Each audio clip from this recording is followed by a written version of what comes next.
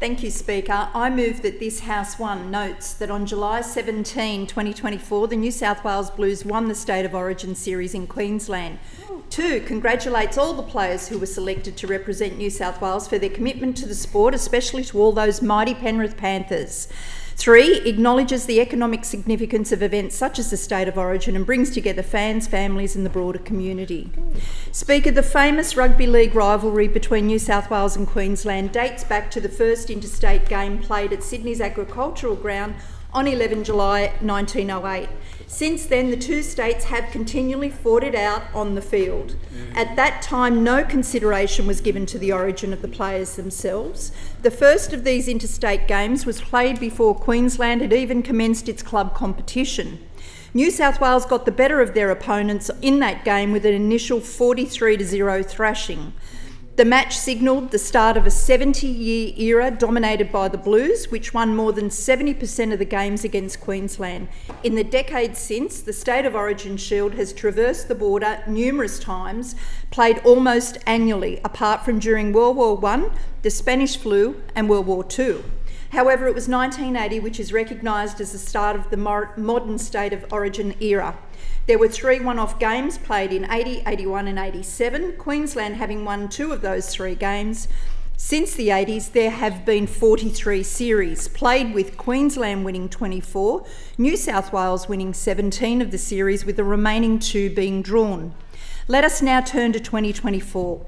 This year's Blues team was coached by the now Brisbane Broncos head coach Michael Maguire and captained by Sea Eagles Jake Trbojevic. The team featured 25 of New South Wales star players from numerous clubs. Speaker, I have previously put on record my one-eyed support for the Penrith Panthers. I know we all congratulate the New South Wales Blues team and all the players and staff for what they achieved in the deciding game to bring home the series trophy. I'm so proud that Panther Dylan Edwards was picked to debut at fullback, but unfortunately due to injury couldn't play in the first game. However, Dylan was named man of the match in Game 3. Panther players current and former featured heavily in the Origin team, with 8 of the 20-man squad all having worn the Panthers jersey, 5 of which are current players. Powerhouse winger Brian To'o made his 12th Origin appearance, as did back rower Liam Martin. Panthers co-captain Isaiah Yeo made his 14th appearance for the Blues. Jerome Luai played his 10th Origin game, while he had a new halves partner that did not interrupt his outstanding form. I just must take the opportunity, Speaker, to sing the praises for the best rugby league team of the modern era, the Penrith Panthers, in winning the premiership again this year for a 4th consecutive year. This outstanding feat has not happened for over 50 years and must be acknowledged. In this year's Origin series, it was great to see our current Panthers back together in a team, including ex-Panthers Spencer Leniu from the Roosters, Matt Burton and Stephen Crichton from the Bulldogs. For New South Wales, it was a tough series this year after being comprehensively dominated by Queensland at home in a core stadium in what can only be described as a sickening 38-10 defeat. Then down to MCG for Game 2, and the Blues literally wiped the floor with them, leading Queensland 34-0 at half-time before putting them out of their misery with a 38-18 win. The game's decider was a nail-biter in Queensland, and the odds were not in New South Wales' favour.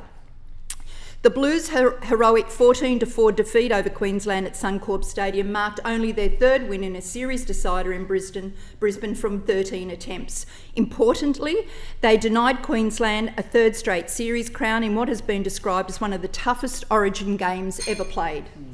It would be remiss of me not to also mention that 2024 marked the 7th official Ampol Women's State of Origin Rugby League series.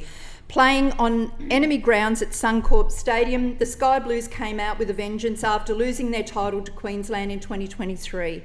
This year was the first time in Women's State of Origin history they played a 3-game series. Sadly, Queensland prevailed in the historic inaugural series decider that was played at Townsville's Queensland Country Bank Stadium.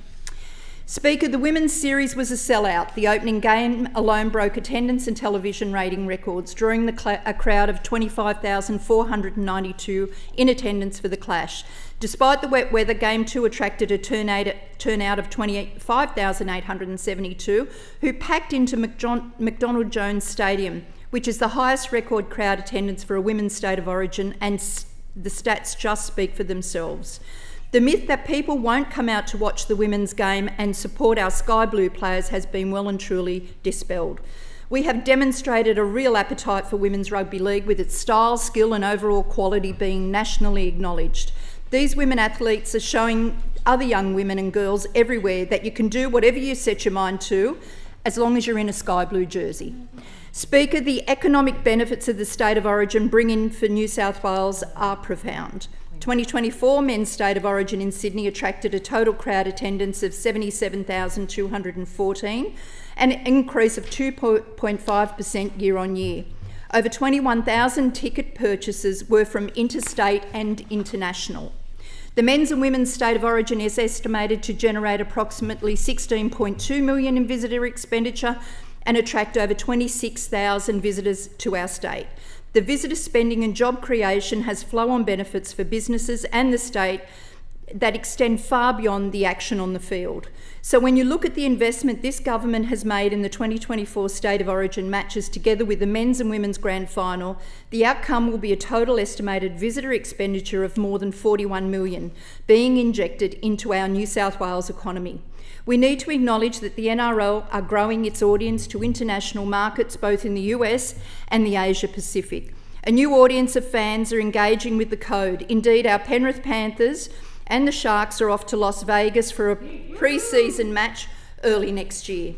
Each year, tens of thousands of fans from across the country converge on Sydney to support their teams. The New South Wales Government's vibrancy reforms support extended trading hours around major events like this.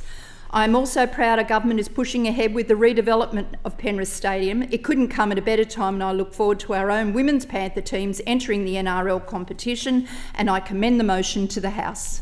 Yeah.